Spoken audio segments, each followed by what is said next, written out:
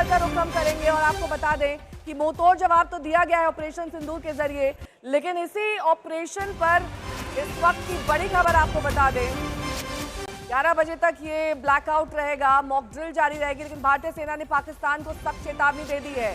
और ये चेतावनी सिर्फ मुंह से नहीं बल्कि अब तो आपने कैसे एक्शन के तौर पर भी देखा है। कल देर रात जो एक्शन लिया गया इस ऑपरेशन के दौरान हमारा नुकसान नहीं हुआ है। बेहद अहम बात यहाँ पर गौरव, उन्होंने बता दिया है कि कोलैटरल डैमेज हमारा नहीं हुआ है, कोई नुकसान नहीं हुआ है, और जो भी नुकसान हुआ है वो दरअसल ऑफिशियली बताया जाएगा। एक उसका पूरा तरीका होता है किस तरीके से भारतीय सेना ऐसे वक्त में बताती है कि कहां पर कितना नुकसान हुआ है। लेकिन यहां पर इस वक्त बड़ी खबर यही कि नुकसान नहीं हुआ है। ये एक सख्त संदेश पाकिस्तान को कि आप ये मत समझिए कि इस हमले में हमें नुकसान हुआ है, हमारा कोलैटरल डैमेज ज्यादा हुआ है।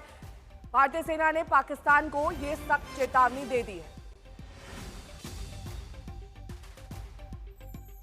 गौरव, इसका मायने क्या है? अगर हम ये कह रहे हैं कि हमें नुकसान नहीं हुआ है, यानी कि कोलैटरल डैमेज हमारे आर्टिलरी के टर्म्स में, हमारे जवानों के लिहाज से, या फिर वहां पर जो गांव बसे हुए हैं उनमें जो लोग रहते हैं उनके लिहाज से?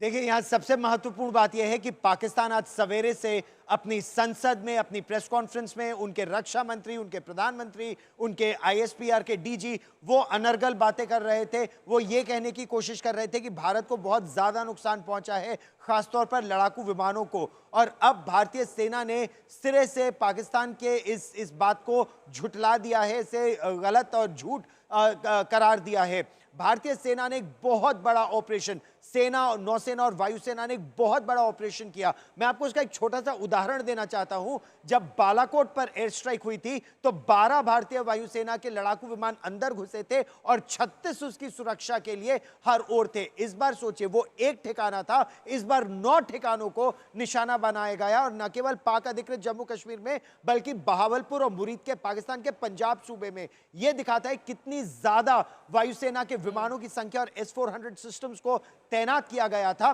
पाकिस्तान का दावा था भारत को नुकसान पहुंचा है, भारत ने कहा कोई नुकसान नहीं पहुंचा है। नेहा।